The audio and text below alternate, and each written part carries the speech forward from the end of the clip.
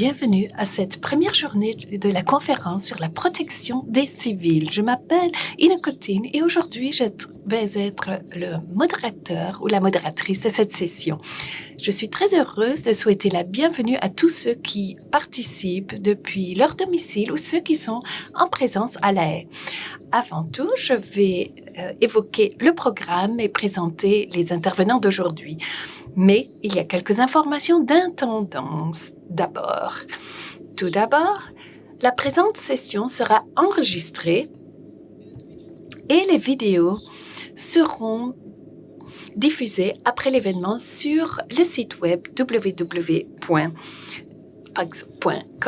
Ensuite, nous souhaiterions que cette session soit interactive. Donc, il y aura des intervenants, mais les participants peuvent poser leurs questions par le biais du module Slido pendant les sessions diffusées en direct. Les participants en direct pourront poser des questions par le biais des micros disponibles au studio à La Haye.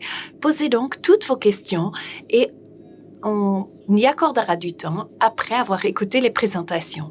Prenez aussi le temps, saisissez l'opportunité pour faire du réseautage dans les environnements que nous offrons.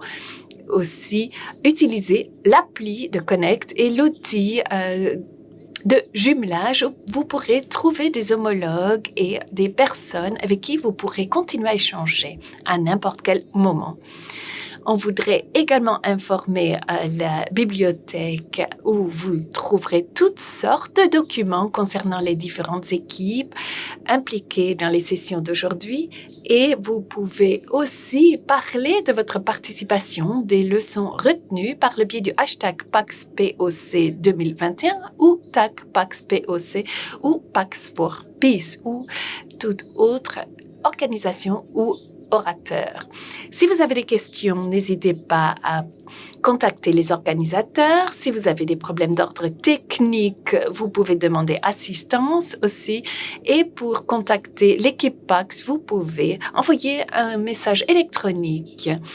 Et pour terminer, je voudrais indiquer que cette session pourra être écouté aussi bien en version anglaise qu'en version française. Vous pouvez sélectionner le bouton d'interprétation car il y a de l'interprétation simultanée offerte pour cette session. Maintenant, beaucoup de tentatives ont été faites par des acteurs internationaux pour améliorer la sécurité par le biais de différentes opérations, du moins dans la région du Sahel. Toutefois, il est très rare que ces efforts protègent réellement les civils ou que la population civile ne soit pas victime des dynamiques de guerre. Et on va parler de cela pendant la session. Donc, sans plus attendre, je vous présente le premier intervenant d'aujourd'hui. Il s'agit de Madame Kambiré, qui travaille pour WANEP, le réseau africain pour le maintien de la paix. Bienvenue à Madame Kambiré. Deuxièmement, Monsieur Giryanan, qui travaille pour le BUCOFOR, Bureau de formation, de recherche et d'études, qui est avec nous à La Haye aujourd'hui. Et le troisième intervenant, c'est Madame Diallo, qui est présidente de AFARD Mali, le groupe national de l'Association des femmes africaines pour la recherche et le développement. Bienvenue, Madame Diallo. Donc, avant de donner le micro aux différents intervenants, je voudrais vous informer que la session sera en version originale français. Et il y aura les différentes présentations sans pause et après, nous aurons la session questions-réponses avec la possibilité de poser des questions du public. D'abord, la parole est à Madame Kambiré. Bonjour à tous. Merci Inokotine, la modératrice. Avant tout propos, je voudrais vous demander de me permettre de m'incliner devant la mémoire de toutes les victimes de l'insécurité au niveau du Sahel. Donc, parlant du contexte de l'insécurité au Sahel ces derniers moments, particulièrement cette dizaine d'années qui viennent de passer, je pense que je ne vais pas m'attarder là-dessus parce que nous connaissons tous le contexte. Mais je voudrais quand même que nous ayons une même compréhension de certaines terminologies que nous allons utiliser durant ce débat. Next, please. Donc, je disais que ce serait intéressant que nous puissions avoir une même compréhension des différentes terminologies qui seront utilisées. Et lorsque nous parlons de soutien international, on nous dit qu'en matière de sécurité en matière de sécurité et de défense, le soutien est défini comme un ensemble des activités administratives et logistiques qui permettent aux forces engagées aux formations du socle d'assurer leur mission en temps de paix, de crise ou de guerre. Et au niveau de la logistique militaire, il existe au moins jusqu'à 28 types de soutien. Et comme partenaires internationaux que nous avons qui agissent au niveau du Sahel en ce moment, nous avons l'ONU avec la MINUSMA au Mali, la Banque mondiale, le FMI. Nous avons l'Union européenne et l'Union africaine. Nous avons la CEDEAO, nous avons l'UMOA et nous avons la France et les États-Unis, la Russie. Donc, tout ce soutien-là se fait à travers des coopérations multilatérales ou bilatérales avec les États des pays concernés au profit de leur FDS.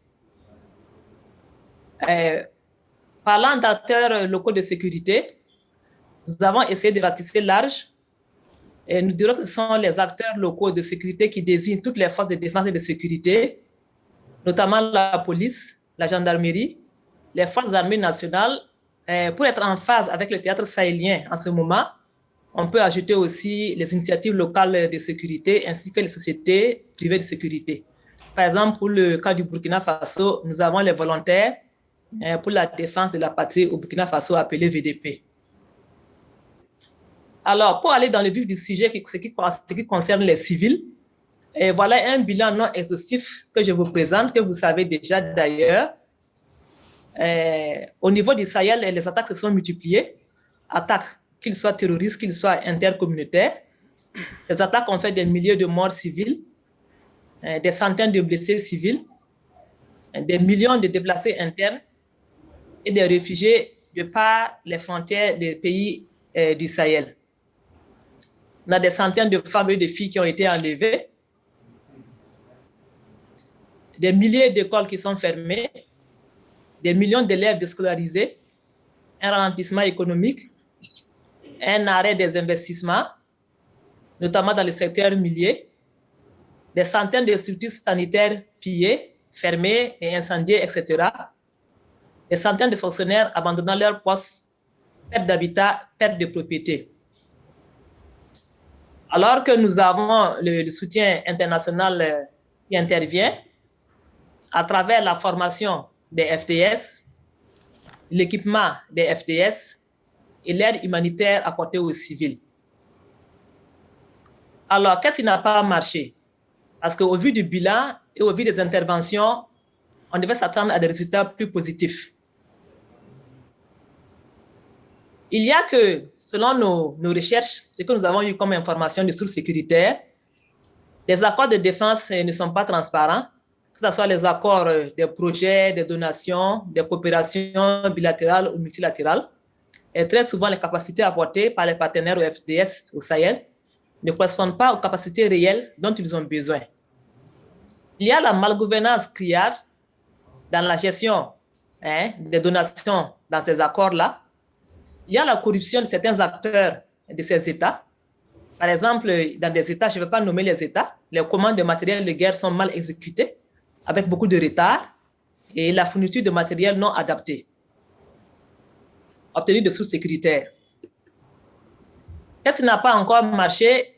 Au niveau de la MINUSMA au Mali, le mandat de la MINUSMA n'est pas adapté pour soutenir efficacement les FDS dans la lutte contre le terrorisme.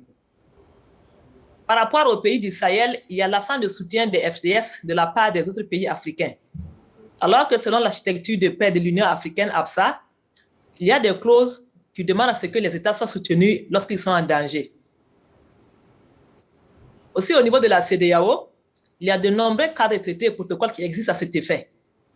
Bon, on ne va pas jeter le bébé avec l'eau du bain. Il y a quand même quelques actions qui sont faites de manière mutuelle entre quelques États, mais ce n'est pas suffisant. Si tous les autres soutiens internationaux pouvaient passer par ce cadre-là, ça allait permettre d'avoir un soutien logistique multinational au sein de la CEDEAO. et aussi un soutien logistique mutuel entre pays du G5 Sahel qui pouvait suffire à inverser la tendance de l'insécurité dans le Sahel. Donc, je nous invite à la réflexion sur le soutien international aux acteurs locaux de sécurité au Sahel dans sa forme actuelle, qui passe par les États et le frein aux résultats escomptés. Serait-il possible que ce soutien international ne passe pas par les États? À mon avis, ce serait difficile parce qu'il y va aussi d'une question de souveraineté. Comme je le disais, on ne va pas jeter le bébé avec l'eau du bain. Il y a néanmoins quelques succès. Nous sommes informés que, par exemple, dans le cadre du soutien international au FDS, au niveau du Burkina, il y a par exemple le cas du projet Groupe d'action rapide et d'intervention du Sahel, appelé GACI 1 et 2, financé par l'Union européenne. Comme exemple concret, les localités de Touéni, Barani, Ilionoro à l'ouest du Burkina, où ces unités de gendarmerie sont installées, les populations civiles ont commencé à se réinstaller malgré la forte pression des groupes armés. Au niveau de la MINUSMA, par ses composantes civiles, militaires et police, la MINUSMA contribue activement à la protection des civils à travers des patrouilles de présence qui découragent les activités des groupes armés terroristes. Rappelons que la protection des civils est clairement définie dans le mandat de la MINUSMA. Je parle sous contrôle de la MINUSMA, auprès duquel j'ai eu quelques informations aussi. Par rapport au pays de la CEDEAO, il faut noter qu'il y a une opération appelée Koundalougou, qui est menée par le Burkina, et le Ghana et la Côte d'Ivoire pour sécuriser les frontières. Il y a aussi des résultats à ce niveau. Mais d'autres pays auraient pu s'ajouter aussi, surtout par rapport à un contrôle aérien de ces frontières-là, et ça allait aider aussi à inverser les tendances de l'insécurité et frontalière. Donc, qu'est-ce que nous, au niveau de WANEP, nous faisons dans ces différents pays du Sahel? Je rappelle que WANEP est un réseau qui est présent dans tous les 15 pays de la CEDEAO.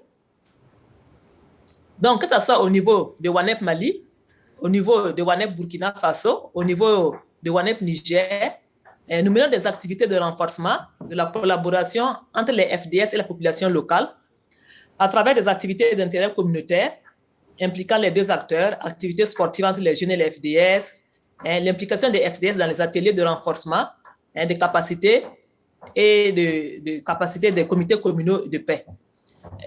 Avec les FDS et les communautés locales de certaines zones de sécurité, WANEP a organisé des ateliers interacteurs pour élaborer des indicateurs sur la collaboration entre FDS et populations locales. Aussi des réunions consultatives avec les FDS pour partager souvent les produits de nos différents programmes d'alerte précoce sont organisés. Encore comme contribution, next slide. Next slide. Next slide, please. Prochain diapo. Comme contribution encore, WANEP organise des focus group de discussion pour établir une cartographie des besoins des jeunes et des femmes en matière de sécurité et d'inclusion sociale et de justice. Nous faisons aussi du renforcement de capacités au profit des OSC, des OCB, organisations communautaires de base et mouvements sociaux, et sur le rôle des acteurs civils dans la gouvernance sécuritaire. WANEP facilite des cadres de dialogue multi-acteurs sur le thème de la gouvernance inclusive du secteur de la sécurité. Next slide, please. On attend pour la prochaine diapo. Je vois qu'il y a peut-être quelques enjeux. Next slide. Nous sommes maintenant aux recommandations. Parce que Cotine m'a donné juste 10 minutes pour présenter mon slide. Recommandations. Donc, je l'ai raccourci du mieux que je pouvais. Voilà. Donc, comme recommandation que nous pouvons faire auprès des différents acteurs qui interviennent dans le Sahel, par exemple, à l'endroit des États du Sahel, nous recommandons de lutter contre la malgouvernance et la corruption dans nos États. Très important et très capital. De relire les accords de défense par les assemblées nationales, la société civile pour garantir l'intérêt du peuple africain. À l'endroit de la CEDEAO, nous recommandons de fédérer et mobiliser ces pays membres pour apporter un soutien logistique multinational aux pays du Sahel en difficulté face au terrorisme. Tout à l'heure, je parlais d'un soutien aérien. Si par exemple, pour le cas du Burkina Faso, au niveau du Sud, la Côte d'Ivoire, le Ghana, le Bénin, le Togo, soutiennent le Burkina avec une capacité aérienne, on nous dit ISR, ça c'est un terme militaire, pendant au moins 3 mois, on verra vraiment une évolution dans la sécurisation de ces zones-là. À l'endroit de l'ONU, il faudrait que l'ONU donne un mandat plus robuste à la MINUSMA, une règle d'engagement pour combattre le terrorisme. La MINUSMA a besoin d'un mandat plus robuste pour soutenir les forces de défense et de sécurité du Mali à lutter contre les groupes armés terroristes. À l'endroit de la société civile, nous recommandons partout, que ce soit au niveau du Mali, au niveau du Burkina, au niveau du Niger, nous recommandons d'organiser des débats citoyens pour faire un bilan, contribuer à repenser le soutien international aux acteurs locaux de sécurité afin de garantir une meilleure protection des populations civiles. Il faudrait faire du plaidoyer auprès de l'Union africaine, de la CEDEAO, pour que la question de défense et de sécurité soit une affaire commune, un problème africain avant d'être international. Il faudrait intensifier les activités de promotion et de l'édification de paix par le renforcement des capacités des acteurs locaux, notamment les FDS, les élus locaux, les leaders communautaires, leaders religieux, jeunes, femmes et OSC sur plusieurs thématiques comme la protection des civils, l'alerte précoce, la lutte contre l'extrémisme violent et la radicalisation, et la collaboration entre FDS et population, les activités d'intérêt communautaire. Sans être exhaustif, il faudrait aussi soutenir les victimes de l'extrémisme violent, par exemple les ex-combattants. Nous avons l'information qu'au niveau du Niger, certains ex-combattants de Boko Haram se sont repentis et sont réunis dans un camp. Il faut soutenir les femmes et les jeunes, les réfugiés, les déplacés, à travers des actions humanitaires, la création des activités, etc. Comme je le disais, ça c'est exotique, ça c'est quelques-unes des recommandations que nous avons pour aider à la protection des civils. Okay, do you want me to go back to on which slide?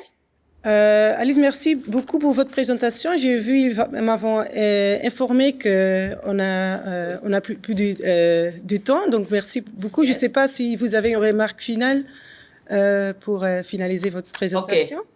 OK. Merci beaucoup pour votre... Yes. Thank you. Merci beaucoup pour votre présentation intéressante, vos réflexions et aussi recommandations pour des interventions futures. Et désolé aussi, on n'avait pas eu la possibilité d'agrandir les diapos par Zoom, donc il y avait que quelques enjeux techniques là. Maintenant, je voudrais passer la parole à Monsieur Griana avec votre présentation. Merci beaucoup. Merci d'abord pour cette invitation. Et aussi pour avoir permis que je sois au milieu de deux grandes dames pour faire ma présentation. Donc, j'ai aussi un support PowerPoint que je voudrais bien faire afficher, s'il vous plaît. Voilà, je voudrais qu'on m'aide à afficher et puis je vais démarrer la machine. Merci beaucoup. Donc, en attendant que cela ne soit affiché, le contenu de mon PowerPoint est en anglais. Mais je vais le faire en français parce que ma langue première, c'est le français et je voudrais être à l'aise dans le discours. On attend un peu pour... OK, d'accord, merci. OK.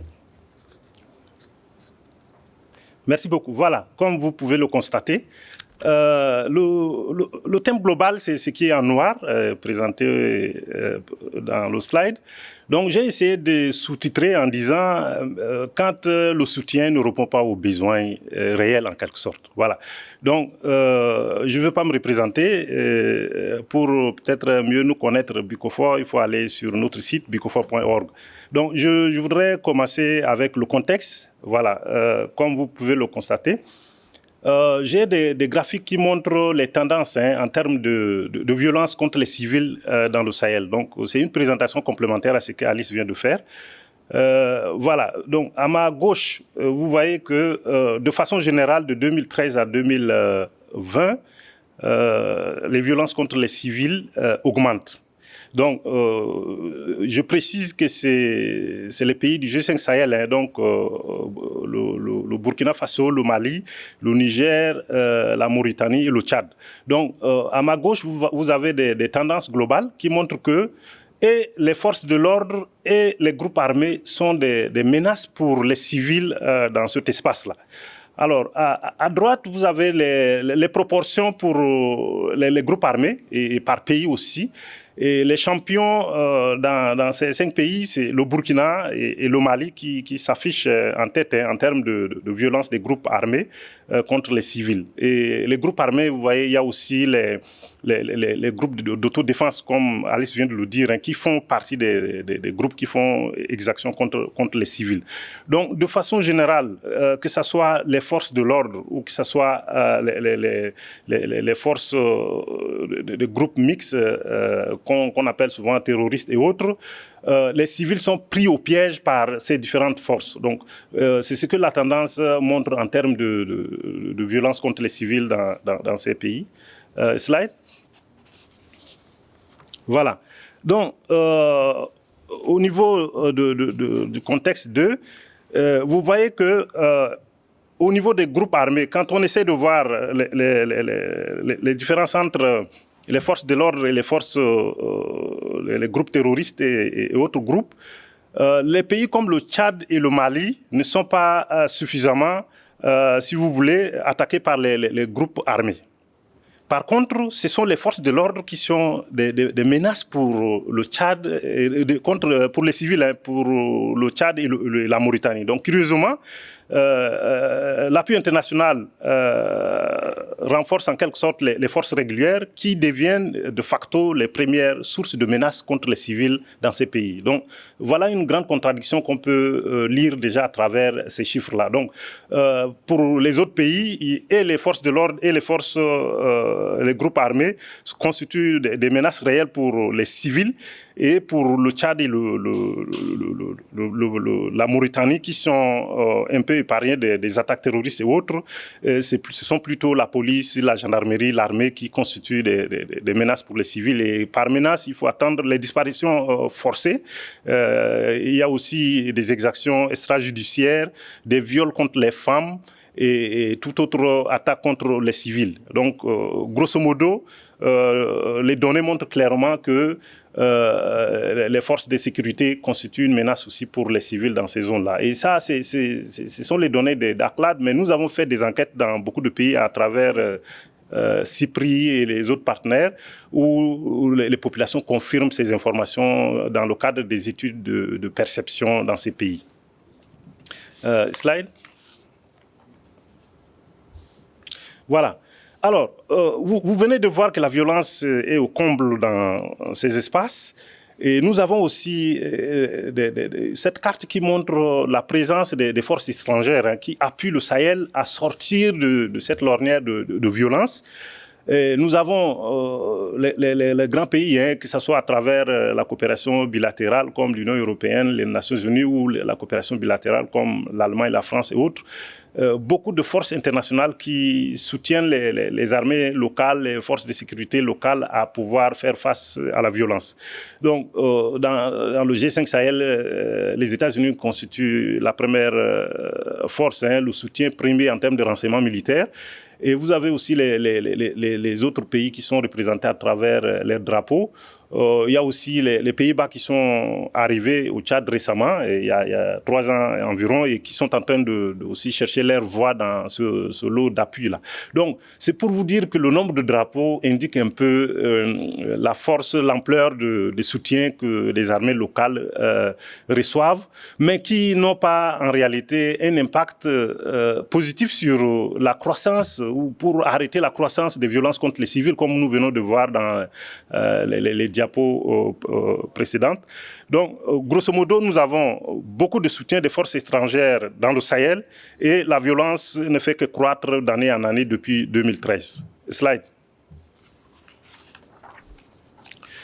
Alors, qu'est-ce qui justifie en réalité l'ampleur de la mobilisation qui est massive et aussi l'ampleur de la violence qui est croissante? Donc ça veut dire quoi?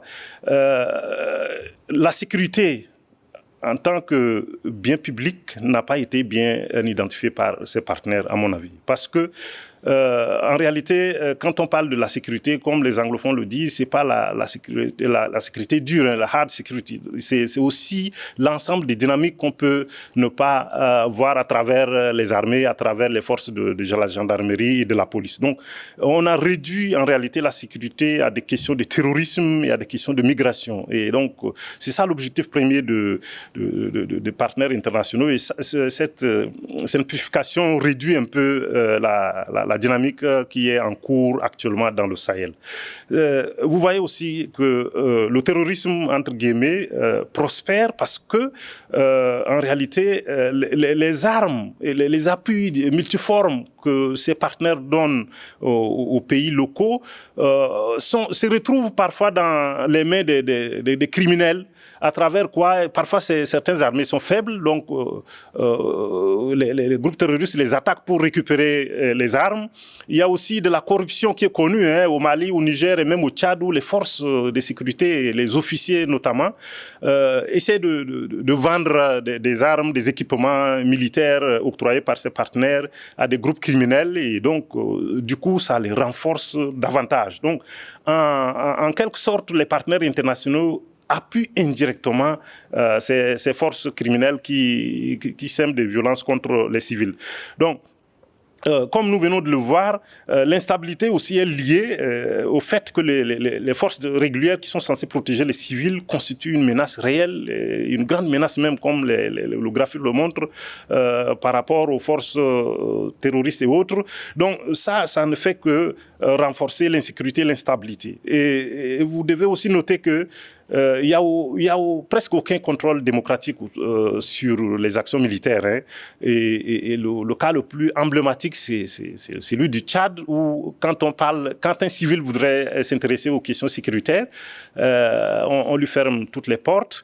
Il y a des officiers qui m'appellent cadavre en déplacement pour dire qu'à tout moment, on peut me tirer dessus parce que je m'intéresse à un sujet qui ne relève pas de ma compétence. Donc voilà, nous sommes exclus et du coup, nous ne pouvons pas en réalité contribuer à mieux gérer les questions sécuritaires dans ces pays-là. Donc, pour moi, l'appui international devrait se recentrer sur la sécurité humaine. Donc, il faut mettre les civils au cœur du dispositif d'appui et permettre que ce que les partenaires donnent puisse permettre d'enrayer l'insécurité contre les civils. Donc, mettre aussi les acteurs civils comme les ONG, les associations au cœur du dispositif de coopération sécuritaire dans ces pays. Slide. OK. Donc, vous voyez, il y a des scènes de violence. Hein. J'ai fourni quelques photos à Pax qui a dû enlever les plus choquantes. Mais l'objectif n'est pas de vous montrer qu'il y a un véhicule qui brûle, il y a des civils qui sont maltraités ou il y a un militaire qui est tué.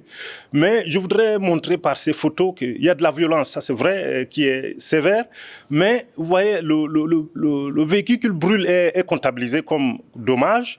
Et à ma droite, le militaire qui est tué est comptabilisé comme dommage et les parents, les familles sont censés être indemnisés par les Nations Unies. Mais au milieu, les civils qui sont maltraités par les militaires ne sont pas comptabilisés parce qu'il n'y a pas des acteurs civils qui puissent permettre que ce que les forces de sécurité et les armées font sur le terrain soit rendu public. Donc, vous voyez, il y a un problème réel. Et nous avons eu ces photos à travers un petit projet que nous avons initié avec tous les soldats qui reviennent des missions extérieures, surtout du Mali et les Tchadiens. On essaie de récupérer sur leur téléphone des photos, donc je pense que c'est juste pour des besoins secondaires, mais ça nous permet de montrer en réalité le degré de violence contre les civils dans ces localités. Slide. Voilà. Il était aussi question de dire dans quel environnement nous avons travaillé et où nous travaillons actuellement. Et j'ai déjà souligné un peu. Donc, les questions de sécurité au Sahel, de manière générale, sont tabous. Hein. Donc, les civils ne sont pas bienvenus dans cette dynamique. Donc, nous sommes un centre de recherche qui s'intéresse à des questions sécuritaires depuis 2015 avec le premier attentat contre N'Djamena. Donc, nous essayons de mener des enquêtes, de faire des investigations scientifiques pour documenter un peu ce qui se passe réellement sur le terrain. Et nous avons en réalité beaucoup de défis en termes d'accès à l'information d'abord, parce que comme je viens de le dire, c'est tabou, et aussi que les autorités locales exercent des pressions sur les partenaires internationaux, les bailleurs et autres, de ne pas nous financer. Donc, qu'est-ce que nous faisons? Nous essayons de faire des consultances, de faire des études pour les bailleurs, et quand on nous paye, ça nous permet d'avoir des ressources pour orienter vers les questions de recherche qui ont des portées communautaires et autres. Donc voilà un peu comment nous évoluons. Mais chaque jour, nous sommes interrogés par les renseignements. Il y en a qui disent que nous sommes des espions au solde de l'Occident, ainsi de suite. Mais bon, nous considérons que la sécurité, c'est un bien public. Et il faudrait bien gérer cela pour que ça profite à tout le monde. Et il ne devrait pas avoir de développement sans sécurité dans un pays donné. Donc voilà un peu le contexte dans lequel nous travaillons. Et je précise juste que les Pays-Bas étaient prêts à nous financer pour faire un travail, et les autorités tchadiennes ont exercé une violence terrible, et finalement on ne parle plus de ce projet. Donc il y a plusieurs exemples qui peuvent corroborer ce que je viens de dire et ce que Alice a dit aussi. Donc je voudrais terminer mon propos avec des recommandations. Slide, please. Voilà. Donc j'en ai 3. Mais les 3 tournent autour d'une même dynamique. Donc, moi, je recommande aux partenaires internationaux qui constituent la première ressource en termes de lutte contre l'insécurité au Sahel aujourd'hui, de s'engager avec la société civile. C'est important que la société civile puisse être aussi un partenaire de contre-pouvoir pour que leurs moyens mobilisés au profit des forces locales soient utilisés dans de bonnes conditions et que ça profite à tout le monde. Parce que l'insécurité du Sahel, c'est aussi l'insécurité des autres pays, et l'Europe en particulier. Donc, je voudrais qu'il y ait un engagement direct avec les organisations de la société civile, et à travers vos ambassades, à travers aussi vos programmes, le soutien diplomatique, parce que, pour votre information, par exemple, nous avons fait publier 2 articles sur Just Security, sur les dynamiques tchadiennes en matière d'engagement international, mais nous avons été suffisamment menacés, et nous étions quelques soutiens diplomatiques des pays qui sont représentés au Tchad, on nous aurait emprisonnés. Donc voilà, nous avons, en tant qu'acteurs de la société civile, besoin de soutiens diplomatiques, des soutiens aussi matériels pour nous former et mieux faire aussi notre travail, parce que si on n'est pas bien formé, on peut ne pas bien rendre compte des dynamiques locales. Et aussi, la dernière recommandation, c'est que pour tout appui, pour tout pays qui veut aider le Sahel, il faudrait demander des garanties. Donc, recentrer vos appuis sur la sécurité humaine. Il faut qu'il y ait des redevabilités dans les programmes que vous élaborez avec les pays, parce que quand il est question de sécurité, les gens, ils jettent des moyens, ils donnent des moyens, et puis ils attendent les résultats. Et le plus souvent, ces moyens disparaissent dans les mains des particuliers, des officiers et autres. Donc, voilà un peu ce que je voudrais dire en complément de ce que Alice dit, et certainement ce que Diallo va dire. Je vous remercie. Merci beaucoup, Monsieur Griana, pour votre présentation. Je voudrais aussi en même temps prendre ce moment pour de nouveau inviter notre public en ligne pour poser votre question via notre module Slido, ça veut dire S-L-I-D-O. Vous pouvez les poser en français, en anglais.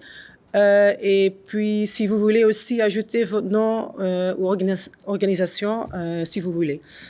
Donc, juste une autre invitation.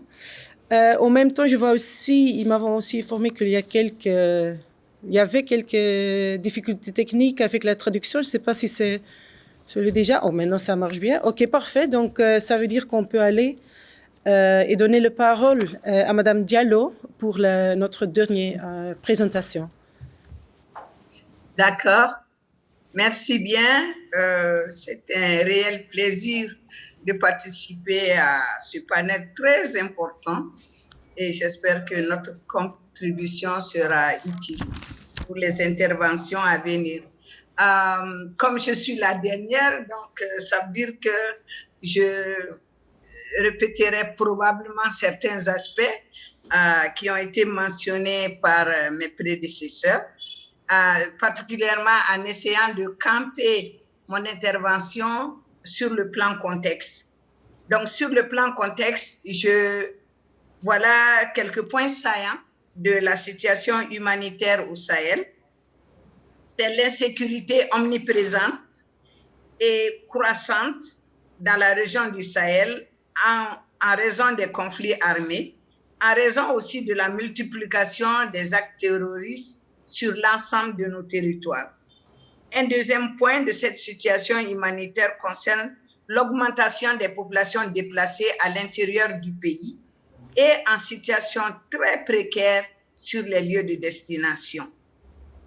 Les conditions de vie économiques et climatiques sont exécrables. Ça, c'est aussi, d'une manière générale, contribué à la précarité de la situation humanitaire. Et particulièrement, tous nos États sahéliens sont fragilisés par des troubles politiques et des troubles sociaux. Donc, c'est un contexte que nous partageons et qui affaiblit tout soutien international aux acteurs de sécurité. L'autre aspect par rapport au contexte, c'est les acteurs de conflit, les groupes armés. Nous partageons les trois pays, des djihadistes, des terroristes de tous bords. Il y a aussi des groupes armés au sein de nos communautés en rébellion, plus au Mali et au Tchad qu'au Burkina. Et nous avons les chasseurs traditionnels qui, sous prétexte de l'autodéfense, contribuent au conflit armé. Et là aussi, nous l'avons particulièrement en Afrique de l'Ouest, au Burkina et au Mali. Les trafiquants de drogue et autres délinquants criminels constituent les acteurs de conflit. Les acteurs de la sécurité maintenant, comme l'a mentionné mes prédécesseurs, il y a nos forces armées nationales, il y a particulièrement pour le Mali la MINUSMA, qui est une force de maintien de la paix. Il y a les forces étrangères mandatées par les partenaires bilatéraux. Exemple, nous avons Barkhane que nous partageons dans la sous-région avec le Niger aussi. On a Takuba. Et il y a les groupes d'autodéfense et les milices locales.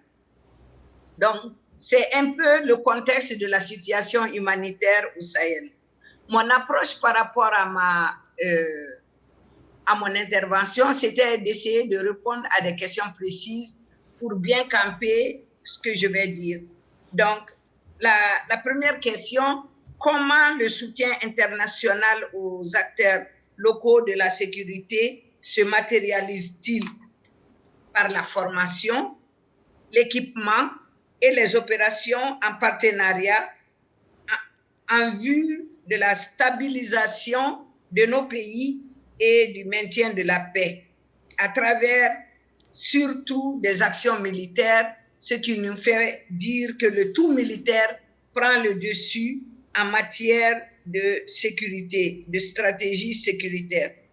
Les actions humanitaires aussi sont une manifestation à travers les kits d'urgence, les distributions de vivres, les distributions de biens matériels de nécessité première.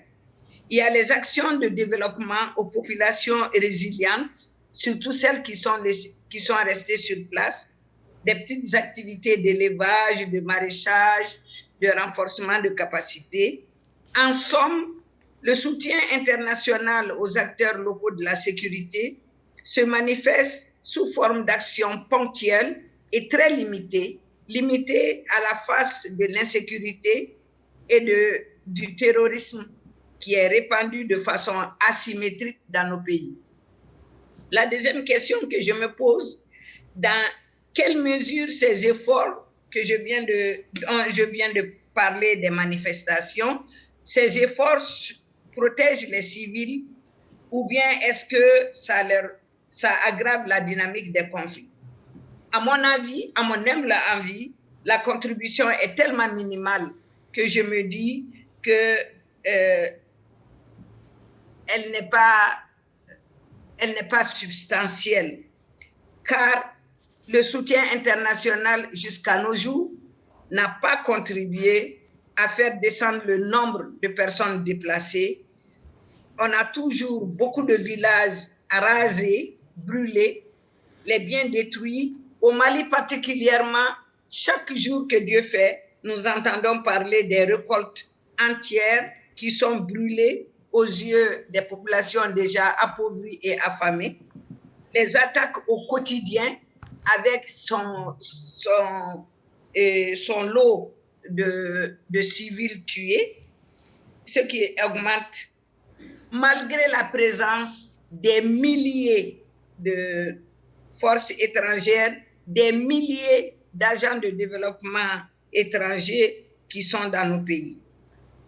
La contribution, à mon avis, est minimale en ce sens que face à la faillite et à l'absence de nos États, la fermeture des écoles, l'absence des services sociaux de base au-delà de nos capitales.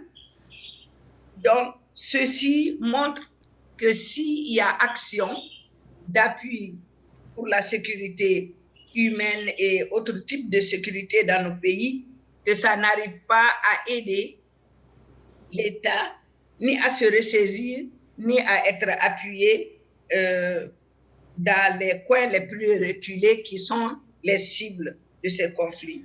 La population est laissée à elle-même, donc se sent obligée de composer avec les terroristes. Ceci explique donc pourquoi je pense sincèrement que de nos jours, le soutien international aux acteurs de la sécurité, elle est minimale, presque non inexistante. Quels sont les enseignements importants tirés jusqu'à présent?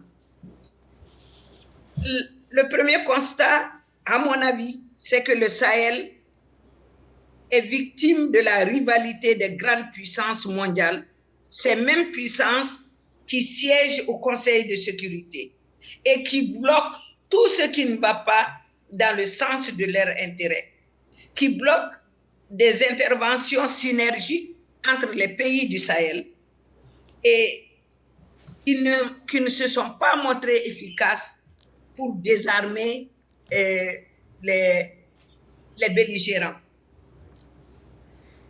À être cynique, ce sont les mêmes puissances qui siègent au Conseil de sécurité, qui sont les premiers fabricants d'armes, donc les premiers fournisseurs d'armes pour les conflits armés au Sahel.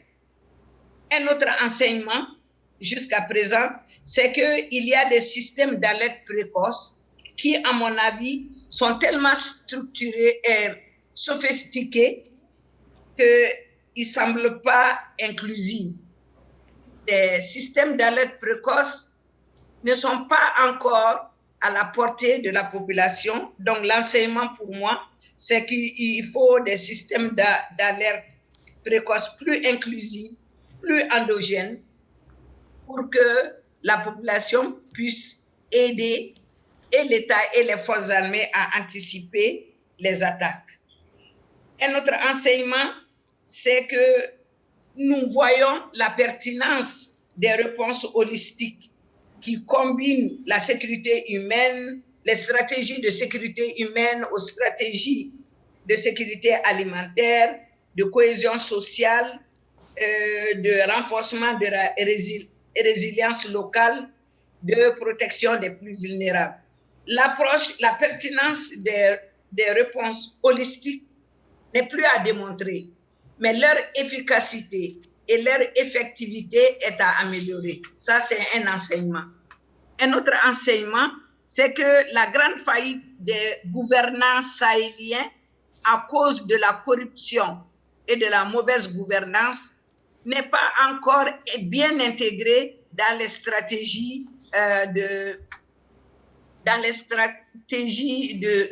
soutien à la sécurité locale. On a l'impression que les réponses sont en fragments, tantôt réponse militaire, tantôt réponse pour la population, au lieu de pouvoir réaliser une approche réellement holistique. À la question comment le soutien international aux acteurs locaux peut-il contribuer à la paix pour la protection civile au Sahel? Je pense qu'il faut un soutien franc et dirigé pour la protection à travers le désarmement. Il faudrait que ce soutien pour notre sécurité inclue de façon ouverte et ciblée le désarmement dans nos pays sahéliens. Il faut appuyer la bonne gouvernance d'une autre manière que d'essayer de mettre nos pays sous tutelle pour qu'on puisse aller dans le sens soit des réponses mondialisées ou bien d'une démocratie qui ne semble pas encore bien comprise par les populations, surtout à la base. Donc, essayer d'être aux côtés des acteurs du Sahel, non pas à leur place ou au devant. Le soutien international au secteur de sécurité est-il capable d'améliorer la sécurité humaine plutôt que la sécurité de l'État? Partout au Sahel, on voit la population en train de rejeter le soutien international. Pourtant, il y a bien un soutien international. Mais comment se fait-il que nous ne voyons pas les bienfaits de ce soutien? Il y a lieu de se demander qu'est-ce qu'il y a à faire pour que la population voie le soutien, non pas comme soutien à la sécurité de l'État, mais soutien à la sécurité des populations. Au Mali, actuellement, il y a un grand débat autour de la CEDEAO, autour des concepts de la CEDEAO des peuples contre la CEDEAO des États.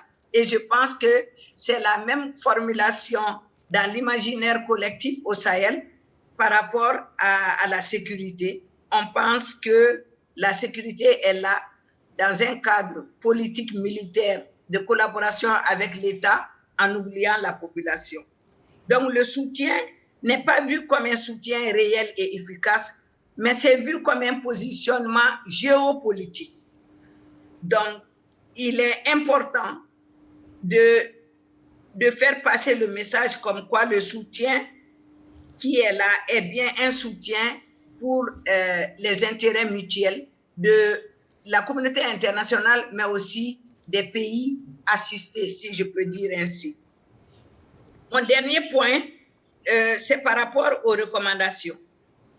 La première recommandation qui rejoint ce que je viens juste de dire, c'est que il faudrait bien identifier et avoir à l'esprit les causes profondes des conflits dans chacun de nos pays. En ayant ceci à l'esprit, on mettra plus l'accent sur le défi économique, sur les aléas climatiques, sur la mauvaise gouvernance et moins sur les aspects militaires, moins sur le tout militaire qui est en cours actuellement. Une autre recommandation, c'est d'aider à restructurer nos armées et débloquer l'aide au G5. Parce que l'aide au G5 Sahel n'est pas, c'est plus de mots et d'engagement théorique qu'une réalité. Ça, c'est une autre recommandation. Une meilleure circulation de l'information dans la zone du Sahel, surtout dans les zones frontières, à travers des mécanismes endogènes, permettrait la population d'être partie prenante de la restauration de la paix, de voir la population comme actrice et non comme victime de la résolution des conflits en cours. Avant de terminer, je voudrais dire juste un petit mot sur l'AFAR du Mali, notre organisation et son lien avec la thématique.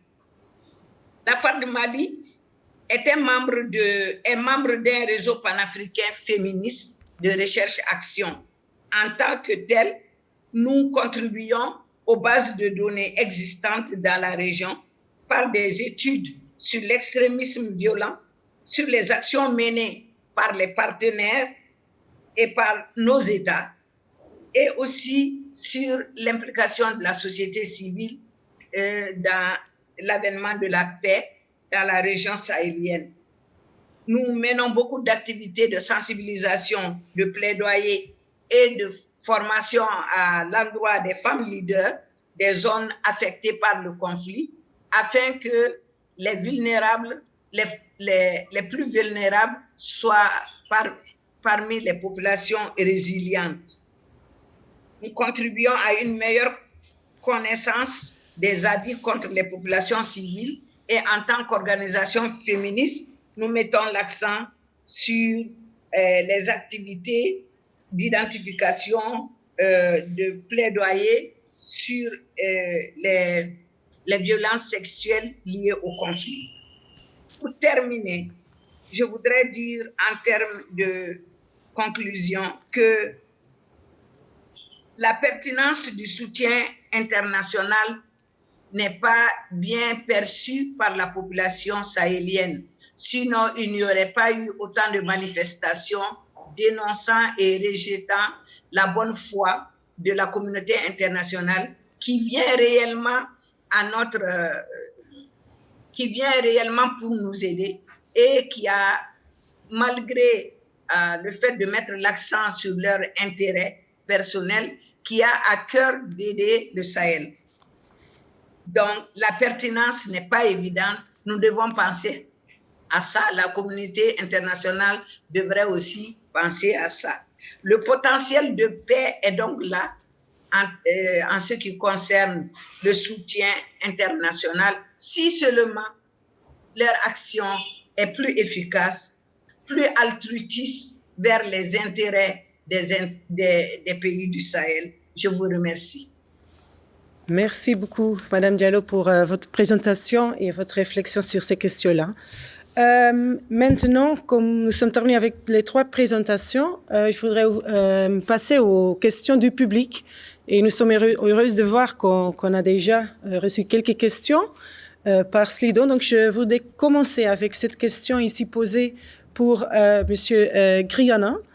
La question, c'est quel est le niveau d'engagement avec les composantes civiles de la communauté internationale, par exemple le système des Nations Unies. C'est une question posée par Monsieur Dominique, et désolé, je ne peux pas lire son nom, c'est un peu petit, mais okay. Je vais laisser la parole à vous. D'accord. De façon générale, le niveau d'engagement des acteurs internationaux avec la composante société civile dans le secteur de sécurité est très faible. Et pourquoi je dis cela? Vous avez quelques ONG, notamment internationales, qui peuvent aider les États occidentaux qui sont représentés dans le Sahel à mettre en œuvre quelques projets, programmes liés au secteur de la sécurité. Mais ça, ce sont des cas très rares. Donc, vous voyez, c'est des ONG spécialisées sur les questions sécuritaires. Mais avoir des partenaires qui peuvent aussi contredire ce qui se dit sur le terrain ou permettre qu'on dise autre chose que ce que les partis étatiques rapportent, il n'y en a presque pas. Et comme je viens de le dire, vous n'allez pas trouver ça au Mali, vous n'allez pas trouver ça au Niger, vous n'allez pas trouver ça au Burkina Faso ni au Tchad. Donc, le niveau d'engagement, pour moi, est très faible à ce niveau-là. OK, merci pour votre réponse. La deuxième question, je vais passer à Madame Kambiré. C'est une question posée par Monsieur Roger. Et nouveau, j'ai difficulté à lire le nom. Donc, la question, c'est quel est le niveau actuel d'implication des organisations société civile dans la définition des besoins de soutien et suivi de mise en œuvre? Madame Kambiré, est-ce que vous pouvez prendre cette question, s'il vous plaît?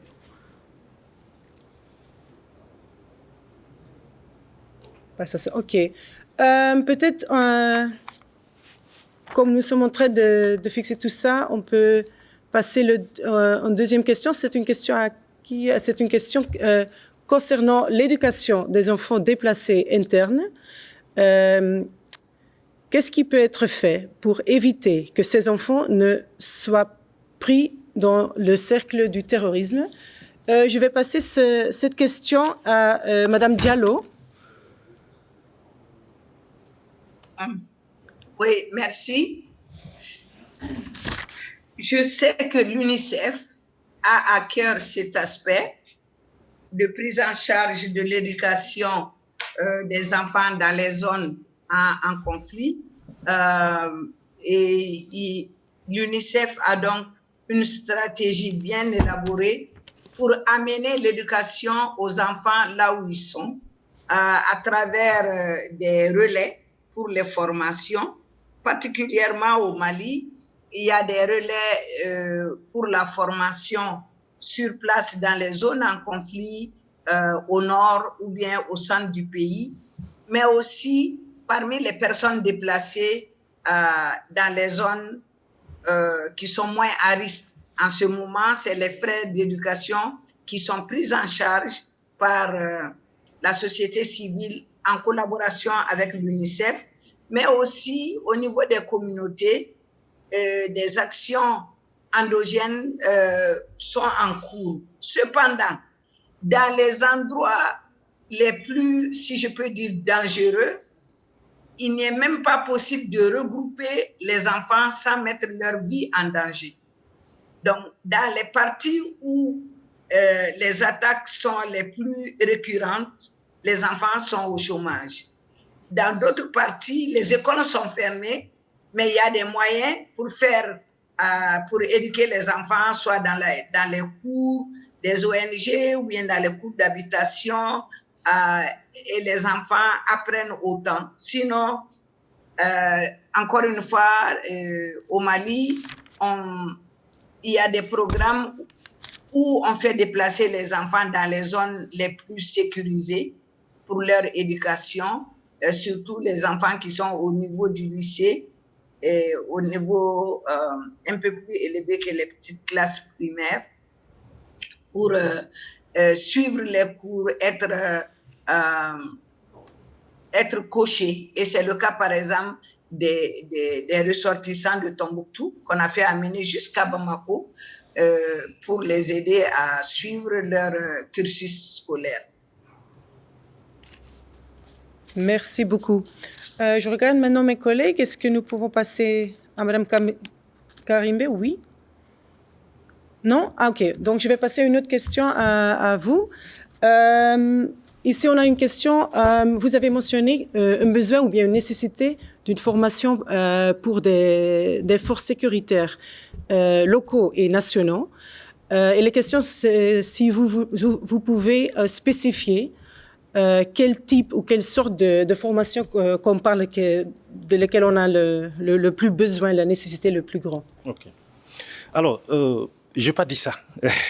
Je ne peux pas revendiquer des formations pour les forces de sécurité parce que ce qui manque, ce n'est pas de la formation.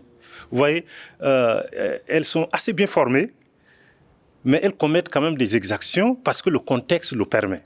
Vous voyez, un militaire qui tire sur un civil et qui n'est pas puni, l'autre va faire la même chose le lendemain. Donc, nos forces sont formées au respect des droits de l'homme, comment respecter les civils, mais il n'y a pas un cadre de punition, une législation qui soit appliquée pour qu'il y ait peur au sein de ces forces-là. Donc, moi, j'ai réclamé plutôt des formations pour les forces civiles que nous sommes, c'est-à-dire les acteurs de la société civile. Et nous avons besoin, par exemple, d'engager des dialogues entre les communautés et les forces armées. Mais il faut une expertise spécifique pour pouvoir réussir à faire dialoguer les deux camps. Donc ça, c'est un besoin pour les organisations de la société civile. Et nous, en tant que chercheurs, vous voyez, on peut être amené à publier tout ce qui est information sur les dynamiques sécuritaires. Or, si on est bien formé, il y a de la déontologie derrière certaines questions. Il y a des choses qu'on ne peut pas, par exemple, mettre à l'espace public, ainsi de suite. Donc, nous avons besoin de ce genre de formation. Les forces armées, les forces de sécurité en ont reçu suffisamment. Mais il reste quoi? La gouvernance, la démocratie, pour que le respect soit au rendez-vous. Merci. Merci pour réfléchir sur ces questions. Je vais voir. Est-ce qu'on peut passer maintenant à Madame Kambire? Est-ce qu'on peut? Non, pas encore. Je vais voir si peut-être ici, avec le public qui sont présents ici à l'AI, peut-être il y a des questions. Pas encore. OK, je vais passer une autre question à Madame Diallo, si on peut. Oui. La question, c'est comment sont utilisés les comités locaux de paix et sécurité au Burkina Faso et au Mali afin de favoriser le rapprochement entre population civile et les forces de sécurité. Madame Diallo, est-ce que vous... Oui, voilà. D'accord. Avant de passer à la question, je voulais juste réagir à la suite de mon collègue sur la question, sur la formation des forces de sécurité. C'est vrai qu'ils ont été beaucoup formés, mais il n'y en a jamais assez. Le renforcement de capacité est un processus continuel et je pense qu'une approche de « et » ne fera pas de mal au lieu de « ou ». En quelque sorte, je suis d'accord avec tout ce qu'il a dit. Donc, c'est le « et » qui va venir.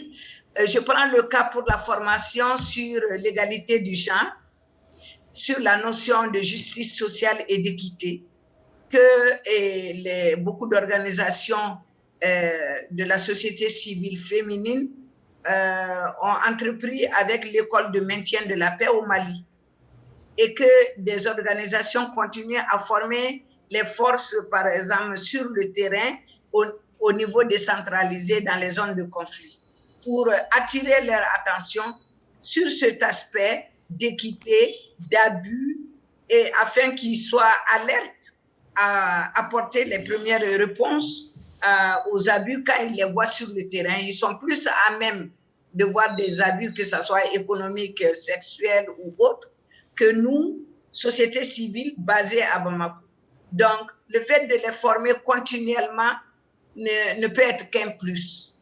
Je ne suis pas en train de rejeter tout ce qu'il a dit, mais j'insiste pour dire qu'on peut prendre des aspects spécifiques et les former sur ces aspects à tout moment.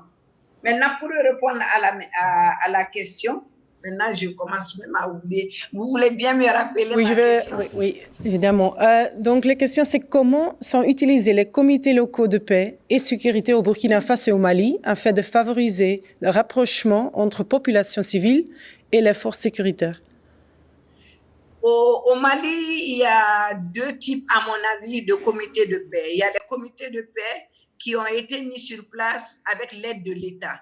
Et il y a des comités de paix sur initiative locale.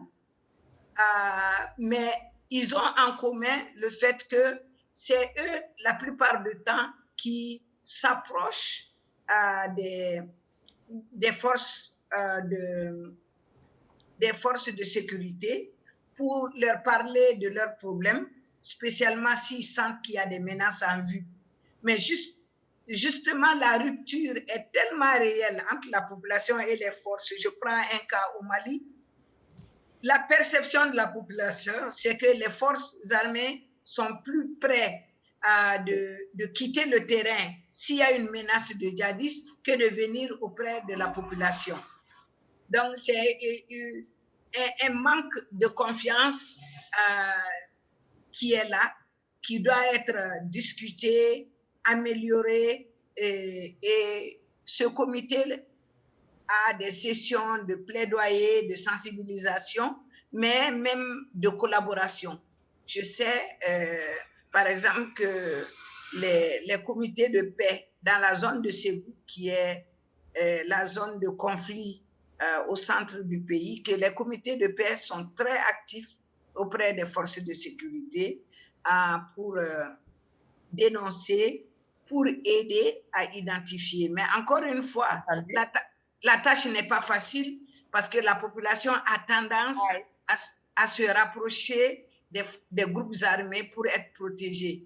Donc, en ce moment, la population a peur d'être vue comme proche des forces étatiques. Merci beaucoup. Je vais passer aux prochaines questions. C'est une question de Ali Idrissa du Niger. La question c'est: bonjour, je veux savoir le niveau d'implication des ONG locales ou internationales dans le cadre de la mise en œuvre des actions du G5 Sahel. Je vais d'abord passer la question à vous et puis peut-être on peut voir aussi passer le parole à M. Oui, merci. Bon, dans le dispositif du G5 Sahel, il est prévu que les forces civiles, donc les organisations de la société civile, soient aussi aux côtés des forces de sécurité pour mieux apporter une réponse assez holistique aux défis sécuritaires. Donc, ils voudraient lier cela aux aspects de développement. Donc, ce qui est fait actuellement, il y a quelques projets qui sont financés et les ONG sont associées à la mise en œuvre des projets. Mais les questions purement sécuritaires n'ont pas, en fait, vu l'implication des associations ONG à ce niveau-là. Je donne un exemple simple. Nous avons été sollicités pour mener, dans le cadre d'une étude sur l'ensemble des G5 Sahel, comment les femmes sont perçues ou impliquées dans la gestion courante des forces de sécurité dans les G5 Sahel. Et au Tchad, nous n'avons pas eu l'autorisation du ministère de la Sécurité à faire ce travail parce qu'il considère que nous sommes civils et nous n'avons pas droit à poser des questions aux policiers, aux gendarmes sur comment les femmes sont traitées ou pas. Donc, vous voyez, mais nous avons utilisé dans l'informel nos relations pour faire ce travail et nous avons envoyé le rapport. Et ça montre que ce rapport ne sera pas adopté par l'État parce qu'ils ont refusé de donner l'autorisation à mener cette étude-là. Et c'est aussi le cas dans 2-3 pays, mais les autres ont donné l'autorisation aux civils de mener des études sur les femmes dans les forces de sécurité. Donc, pour la mise en œuvre des projets de développement, oui. Et les ONG ont de l'expertise, sont bienvenus, mais sur des questions sécuritaires, vous restez dehors si vous êtes ONG. Merci. Merci à vous. Je vois aussi que nous sommes de nouveau en contact avec Madame Kambiré. Oui, ok, tout marche maintenant. Ok, donc les questions, je vais répéter les questions qu'on a posées auparavant. Donc, quel est le niveau actuel de l'implication des organisations société civile dans la définition des besoins de soutien et suivi de mise en œuvre? Je vous laisse la parole, Madame Kambiré. Ok, merci, Madame la modératrice. Je vais prendre Monsieur Olivier au mot.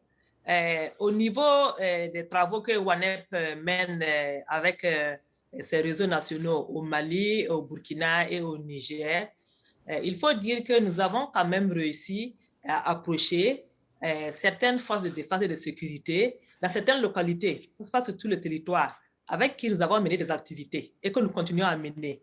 Et si vous allez sur nos pages Twitter, vous allez voir qu'au niveau de ces 3 pays-là, il y a vraiment des activités intenses qui sont menées auprès de ces forces de défense et de sécurité. Donc, comme l'a dit M. Olivier, pas que ça ne se limite pas seulement. Disons que sur le terrain des opérations, je ne pense pas qu'on ait besoin des ONG sur le terrain des opérations.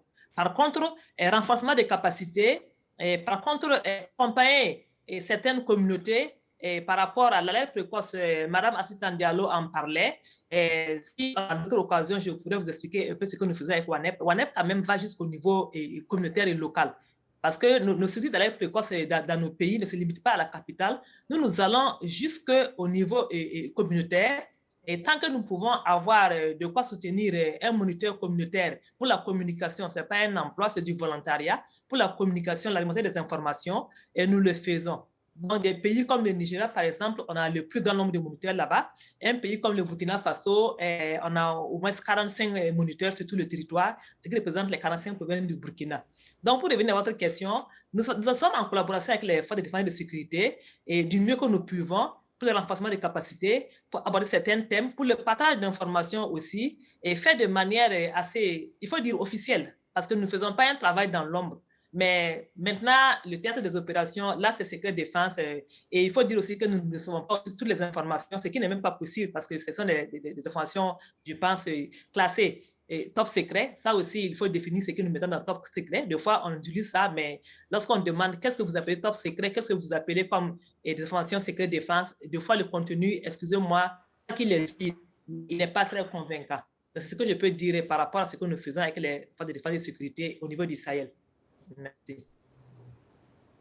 Merci beaucoup. En même temps, je vois ici aussi dans mon écran, est-ce que vous pouvez peut-être aussi réfléchir sur la question qu'on a juste...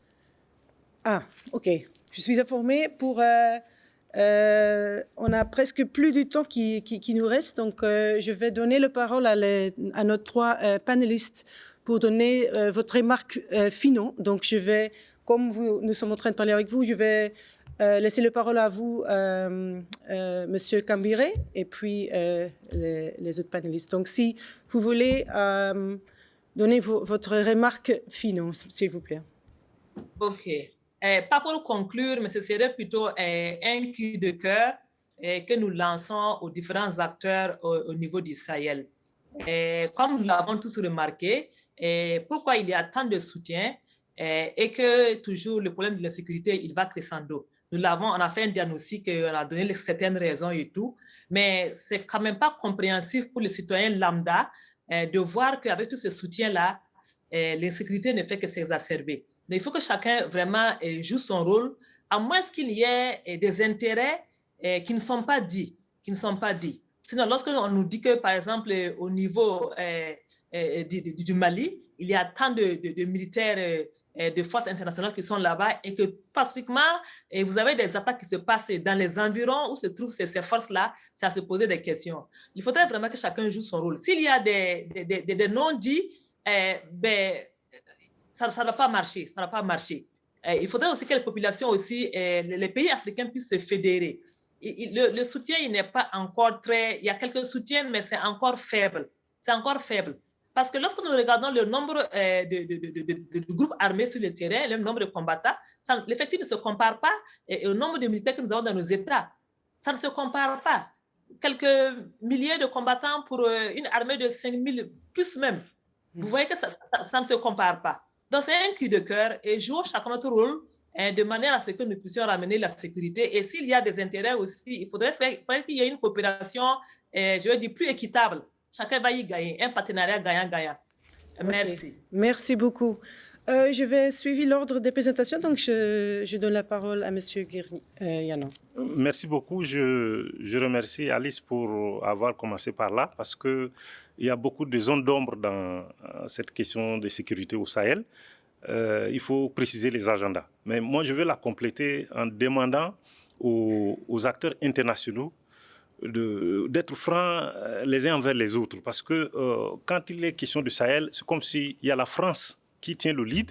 Donc, tous les acteurs s'allient derrière la France. Donc, parfois, il y a des enjeux réels. Il y a des contradictions sur le terrain, mais si la France dit non, vous vous trompez, c'est comme ça, ben, vous allez voir que le Pays-Bas va s'allier, les autres pays aussi vont s'allier. Quand les États-Unis se dressent contre un acteur, tout le monde va suivre. Donc, il va falloir aussi que les pays occidentaux engagent des débats francs entre eux pour pouvoir cerner les vrais enjeux du Sahel afin qu'on puisse avoir la sécurité dans cette zone.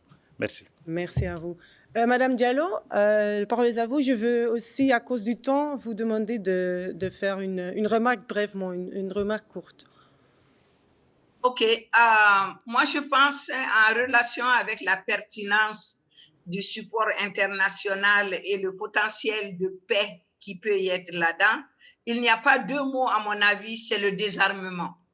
Et le désarmement, c'est là où je pense que la communauté internationale peut faire la différence parce que c'est elle qui fabrique les armes. C'est elle qui est au courant de qui bloquer pour avoir telle arme et qui bien arroser avec tel équipement. Donc, le désarmement, aider au désarmement et à la démobilisation.